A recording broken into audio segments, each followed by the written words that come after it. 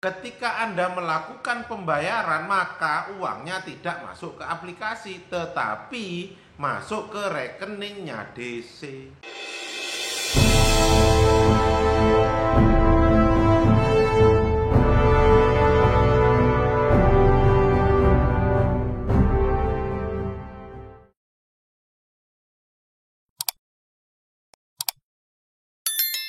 Ya, masih dengan saya Ahmad Junaidi di channel Kita Tercinta.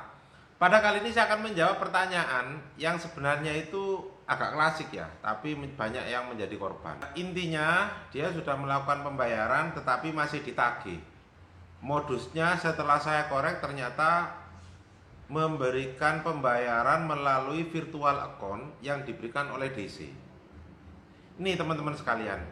Jadi gini, kalau ketika kita gagal bayar, DC akan menagih Anda dengan segala cara. Saya berikan flashback ke belakang sedikit. Jadi DC itu dibayar ketika dia dapat tagihan. Misalkan dia dapat tagihan 1 juta, dia dapat 5%, dia dapat 50.000. Hanya 50.000. Bahkan kadang kurang, hanya sekitar 25.000. Kalau Anda bayar 1 juta. Nah, modus ini sering dipakai oleh DC. Jadi Anda ditagih, kemudian ternyata virtual number yang diberikan itu bukan aplikasi. Jadi Anda dipaksa untuk membayar lewat virtual number yang diberikan oleh DC. Padahal virtual number tersebut bukan punya aplikasi, tapi punya DC itu sendiri.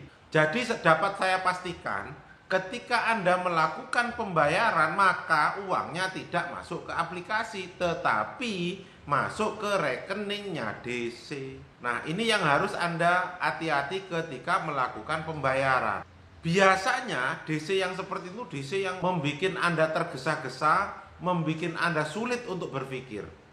Sehingga Anda tidak konsentrasi lagi apakah virtual number ini punya PT, tempat Anda aplikasi, tempat Anda minjol, ataukah virtual number tersebut punya seseorang di mana uangnya tidak disetorkan kepada perusahaan.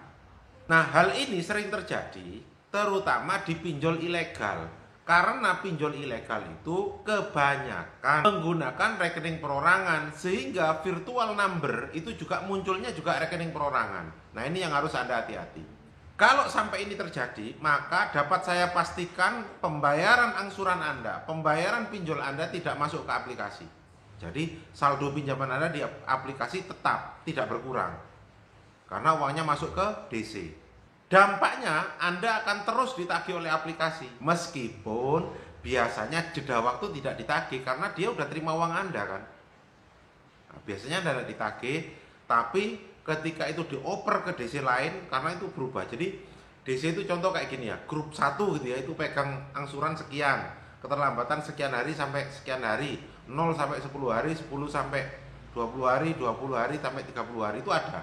Nah, 0 sampai 10 hari Anda aman. Begitu menginjak 10 sampai 20 hari Anda akan ditagih lagi.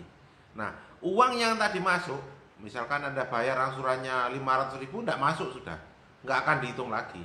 Bahkan saya jamin angsuran Anda akan hilang. Itu teman-teman sekalian.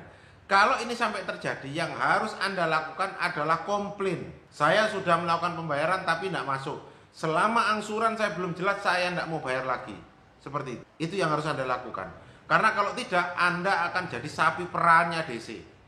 Utang Anda tidak akan selesai di aplikasi, tetapi Anda bayar selama ini, pembayaran Anda selama ini dimakan oleh DC. Oleh karena itu, ketika melakukan pembayaran, hati-hati, cek virtual number-nya, cek pembayarannya, baik itu aplikasi legal maupun ilegal.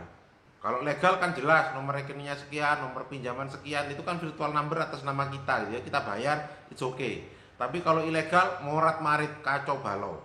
Pak, nggak bisa ditertibkan Pak, wong keberadaan mereka aja udah susah, keberadaan aja mereka udah ilegal, keberadaan mereka saja sudah melanggar hukum, apalagi tindakan DC yang seperti itu. Kita nyari kantor aplikasinya aja susah, apalagi kita mau menindak perilaku DC yang ilegal seperti itu. Jadi lebih susah. Oleh karena itu, saran saya, kita bikin preventif.